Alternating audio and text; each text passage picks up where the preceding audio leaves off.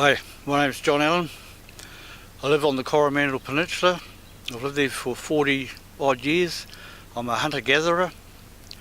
About 30 years ago, Doc came onto the peninsula and talked to us about using 1080 poison in a block called the Papakai.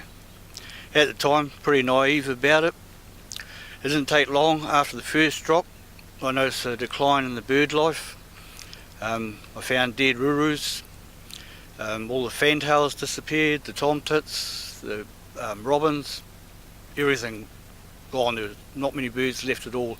After the second drop, basically the lot were gone. I've watched that block for 27 years, been poisoned. The one thing that I have noticed is that there are a lot of rats still in the block, which is one of their target species. We also have still possums in there, we've still got cats, we've still got stoats. The bird life's never recovered to what I knew it to be.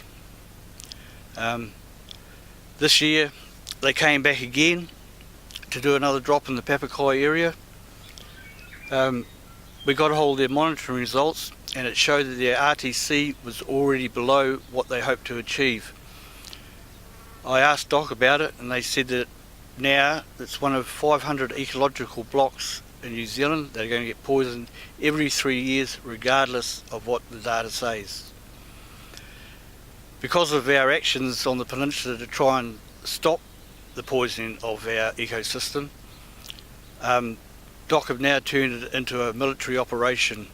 This year they brought in 20 tonnes of 1080 baits and stored it behind their offices in the CBD.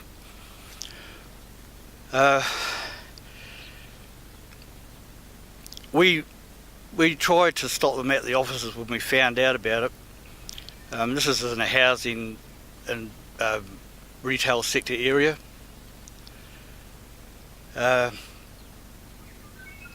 When they brought in security guards, they dressed some dock workers up with stab-proof vests. I mean, when we went up there, it was like a military operation. They spread their poisons, they left again. You go and have a look and yeah, it's still dead in there. I think if this poison was going to work, it would have worked by now. 60 years of poisoning our environment in New Zealand and it's in a worse state than it's ever been. I talked to Doc about it and he said that they're not trying to eradicate, they're just trying to hold a line. Now I don't know where they draw their line in the sand, but it's way back. I haven't seen any benefits whatsoever of aerial poisoning in New Zealand. They use another poison called Brodificoum on our offshore islands. I'll talk about Great Mercury Island, which was one of the recent ones they did in the Mercury group out from Whitianga. They poisoned it. In the Mercury Bay itself, we found 16 dead seals from that drop. Doc got rid of most of them. I managed to grab 2 of them, a cow and her calf. I removed the liver out of the cow and had the calf. I had them for 4 years in my freezers trying to get them tested. Not one laboratory in New Zealand would touch it. 2 days before our protest march, Doc came with a search warrant under their new powers that they have and searched my place. I ended up surrendering the seals.